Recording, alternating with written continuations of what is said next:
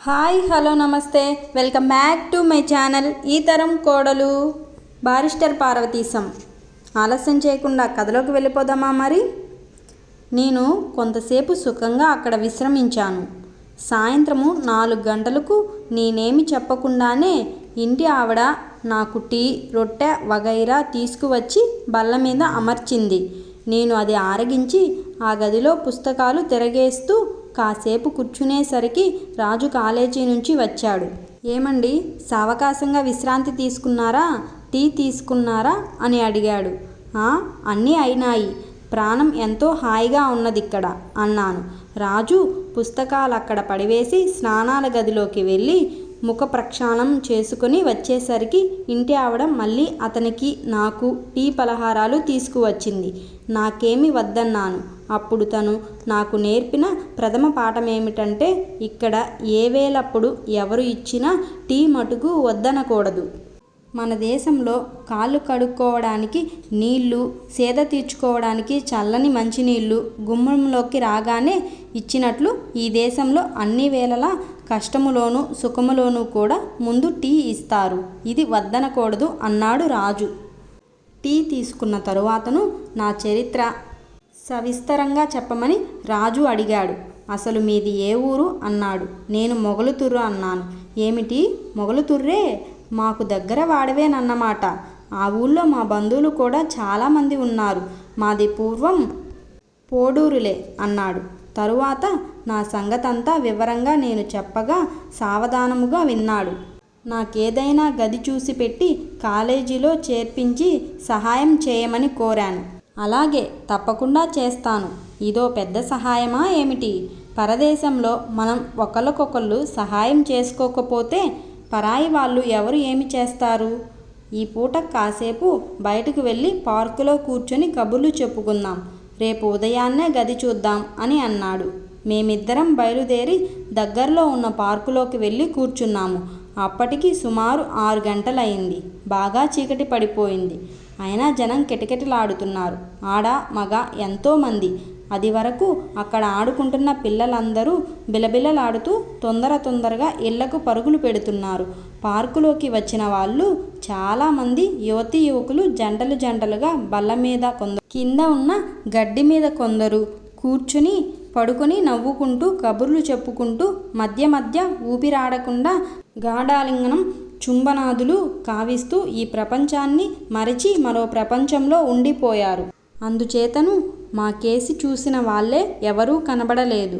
తమరు తప్ప ఆ పార్కులో ఇంకెవ్వరూ లేనట్టుగానే భావించుకొని ఆనందిస్తున్నారు. అందుచేతను మేము హాయిగా గడ్డి మీదనే ఒకచోట సుఖంగా కూర్చున్నాము. బాబూ, మీ పేరేమిటన్నాడు రాజు. నన్ను పార్వతీశం అంటారు. మా ఇంటి పేరు వేమూరివారు అన్నాను. సరే, బాగుంది. కానీ ఇక్కడ సంగతి సందర్భాలు, ఆచార వ్యవహారాలు కొన్ని టూకీగా నైనా మీకు చెప్పాలి. ఈ పద్ధతులు మీరు తెలుసుకుంటే వాటికనుగుణంగా మనం ప్రవర్తిస్తే మనకట్టే ఇబ్బందులు ఉండవు. మొదటి సంగతి ఏమిటంటే, మీ పేరు ఏమిటని ఎవరైనా అడిగితే పార్వతీశం అని చెబితే చాలు అంటారు. కంటారు, వింటారు లాంటివి ఏమీ చెప్పక్కర్లేదు. ఇంటి పేరు వాళ్లకు అవసరం లేదు. ఇక తరువాత సంగతి, ఇక్కడ గదులు అద్దెకు తీసుకోవడం విషయము మీకు చెప్పాలి. ఇక్కడ గదులు అద్దెకు ఇచ్చే వాళ్ళను అందరినీ లోయర్ మిడిల్ క్లాస్ అంటారు. అంటే మన బోటి మధ్యతరగతి కుటుంబాల్లో తక్కువ స్థితి గలవాళ్ళు అన్నమాట. సాధారణంగా వితంతువులు కానీ, వివాహమే ఎరుగని వృద్ధ కన్యలు కానీ, సంపాదన తక్కువగా ఉన్న భార్యాభర్తలు కానీ తమకు అవసరమైన వాటికంటే 1-2 గదులు ఎక్కువగా ఉండే ఇల్లు అద్దెకు తీసుకొని వాటిలో వారికి అవసరం లేని గదులు 2 అద్దెకు ఇస్తారు. ఆ గది కుర్చీలు, సోఫాలు వగైరాలతో అలంకరణ చేసి కూడా ఉంటుంది. అంటే 3-4 కుర్చీలు, ఒక సోఫా, ఒక టేబుల్, ఒక మంచం, పరుపు, దాని మీద తలగడలు, పక్క దుప్పటి, కప్పుకోవడానికి రగ్గులు, తుడుచుకోవడానికి తువ్వాళ్ళు కూడా ఉంటావన్నమాట. గది అద్దె వాటన్నింటికీ కలుపుకునే అన్నమాట. అంతేకాదు, తువ్వాళ్ళు, సబ్బులు కూడా వాళ్ళే ఇస్తారు. తరువాత ప్రతి గదిలోనూ, నా గదిలోనూ నీవు చూసే ఉంటావనుకుంటాను, ఫైర్ స్లేవ్ అనే ఒకటి ఉంటుంది. గోడలో ఒక పొయ్యి అమర్చి అందులో బొగ్గులు పేర్చి నిప్పు వేస్తారు. పొగ గదిలోనికి రాకుండా పైకి పోయేటట్లు ఒక గొట్టము ఉంటుంది. ఇది సంవత్సరంలో 7-8 మాసములు అహర్నిశాదులు రావణాసురుడి కాష్టంలా రాజుతూనే ఉంటుంది. ముఖ్యంగా శీతాకాలంలో ఆ పొయ్యి దగ్గరే కుర్చీలు వేసుకొని కూర్చుంటారు. గది అంతా వెచ్చగా ఉంటుంది. మీరీ పాటికి ఇది కనిపెట్టే ఉంటారు. ఇక్కడ ఒక చిదంబర రహస్యం ఉంది. ఈ దేశస్థులు, ముఖ్యంగా తక్కువ జాతివారు మొహము అది కడుక్కోరు అన్నాడు. నేను నిర్ఘాంతపోయి అది కడుక్కోరా అన్నాను. అది ఎవళ్ళూ కడుక్కోరు అన్నాడు. మరైతే అన్నాను. మనం బయటకు వెళ్ళే చోట పక్కన కాగితాల చుట్ట ఉంటుంది. అందులో కాగితం చుట్ట తీసుకొని దానితో తుడుచుకుని మల విసర్జనలు చేసిన కమోడ్ అనే పింగాణి దాంట్లో పారివేస్తారు. అక్కడ కనబడే గొలుసు లాగితే అందులోనికి నీరు విశేషంగా వచ్చి ఈ మలానంతటినీ శుభ్రంగా కడిగేసి అడుగుకు ఎక్కడికో తీసుకుపోతుంది. ఇది శీతల దేశం గనుక అంత త్వరగా దుర్గంధము పైకి రాదు. మొహమే కడుక్కోని వాళ్ళు రోజు స్నానమే చేయరన్నమాట.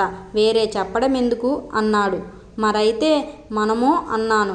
మీకిష్టమైతే మీరు మానివేయవచ్చన్నాడు.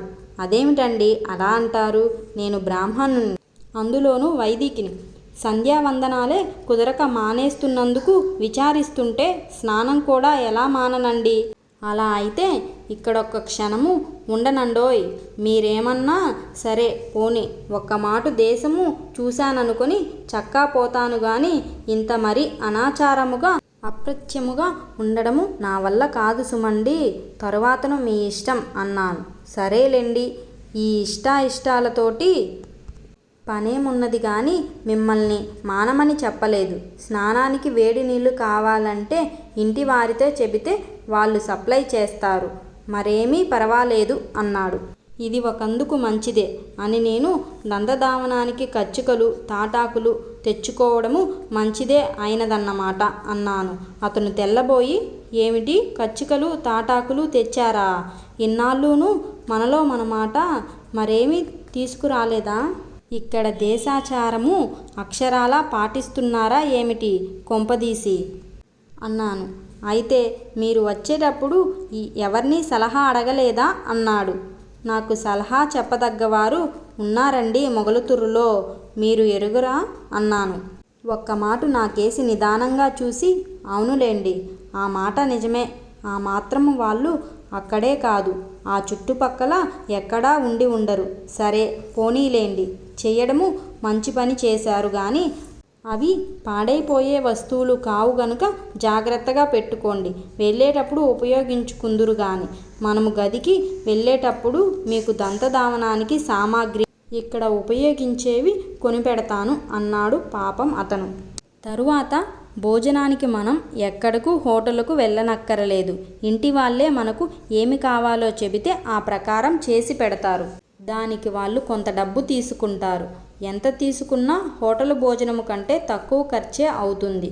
మీరు బ్రాహ్మణులు, వైదికులు ఆయను. నేను తినే మాంసము, చేప వగైరా మీరు ముట్టుకోరుగా. ఇంటి వారితో మీరు శాకాహారినని చెప్పి బియ్యము, పప్పు వగైరా కావలసిన సామాగ్రి చెబితే వాళ్ళు తీసుకువస్తారు.